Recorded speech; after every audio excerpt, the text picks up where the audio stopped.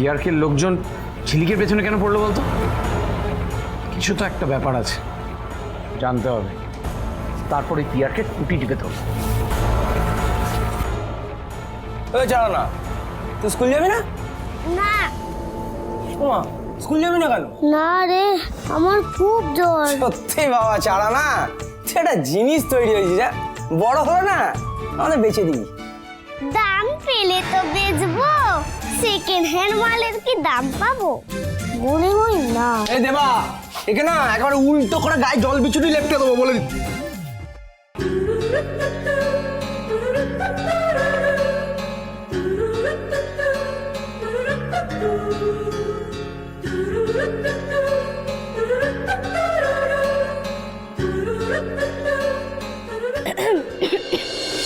তোর কাশি এখনো ছাড়েনি?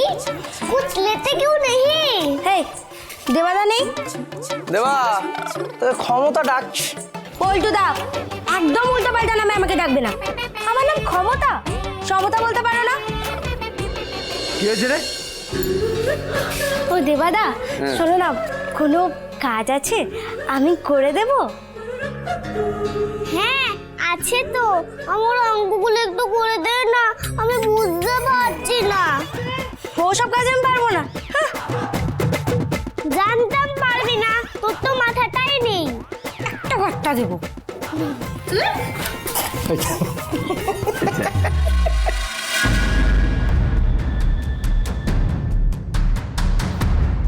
এটা আবার কি রে? আরে আজ সকালবেলা আমদানি হয়েছে, তো কোন একটা দেশের নাম বললো, বললো ওই দেশের প্রধানমন্ত্রী ছিল। হ্যাঁ, প্রধানমন্ত্রী।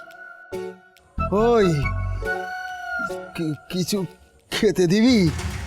খুব খিদে পেয়েছে। এই জানা না, যা তো মাসির দোকান থেকে কোনো খাবার নিয়ে ওকে একটু দে।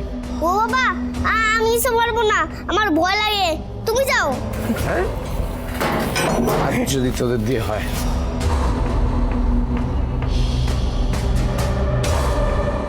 দেবার প্রত্যেকটা খবর আমার চাই। ও কাদের সাথে ওঠা বসা করে, কোথায় যায়, কি করে, সব খবর আমাকে দিতে হবে। নাও, এটা রাখো, লুকিয়ে রাখবে। কাজটা এমনভাবে করবে যাতে কেউ সন্দেহ না করে।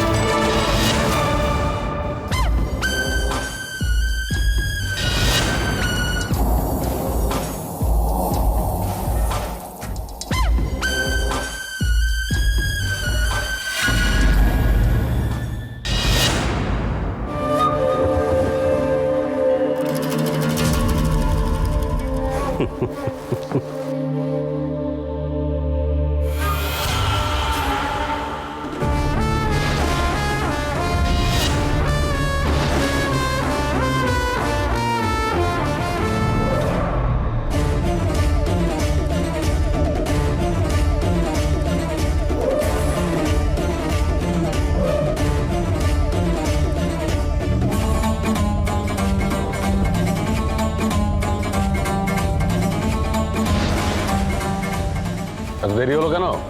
হ্যাঁ,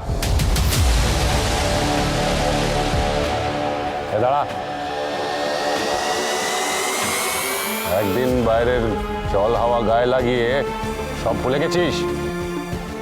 জুতোটা পরিষ্কার করবে কে? কি হলো, কানে যাচ্ছে না কথা?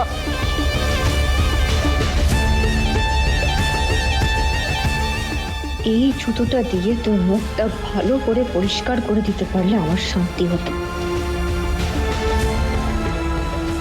হ্যাঁ, পরিষ্কার কর। প্রত্যেকে শোন, লাইফে এমন তৈরি হতে হবে যাতে অন্যের মাথার ছাতা হতে পারিস, কিন্তু কারোর পায়ের জুতো হবি না। বুঝতে পেরেছিস? হ্যাঁ দিদি। ইচ্ছে করছে পাটা ধরে একদম টেনে আছাড় মারি।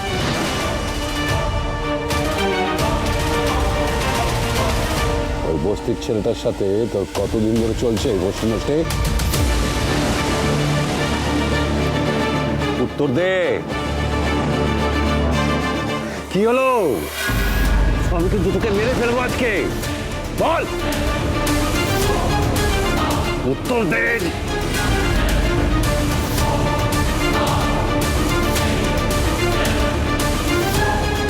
আমার জন্য আজকে তোমাকে মার খেতে হচ্ছে ঝিলিক।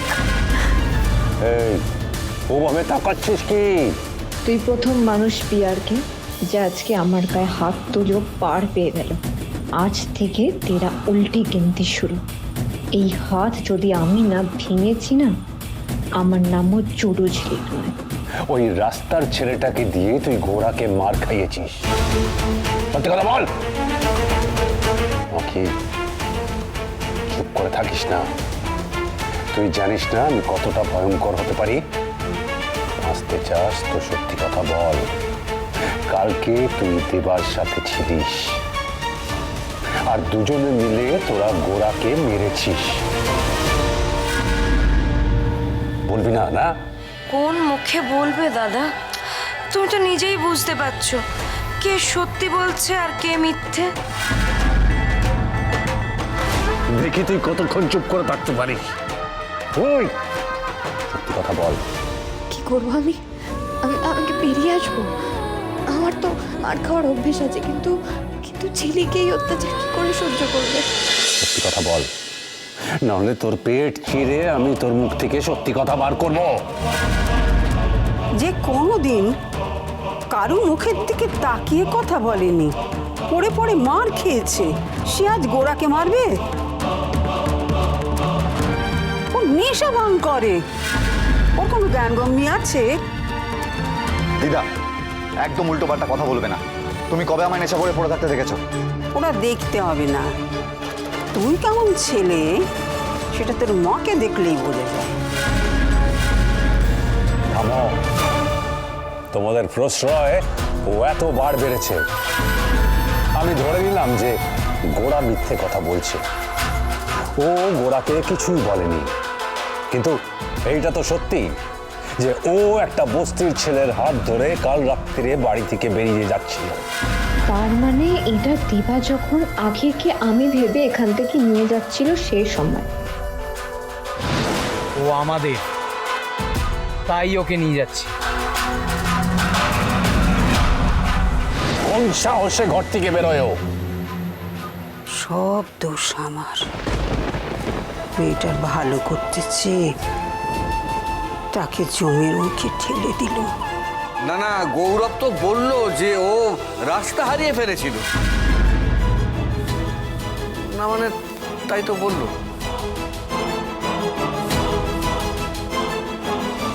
প্রেমে অন্ধ হয়ে গেছিস তুই? রাতে বাড়ি থেকে পালিয়েছিস, ভয় নেই তো? হ্যাঁ, বেরোনোর সময় আমার মুখটা মনে পড়লো না তোর? হ্যাঁ,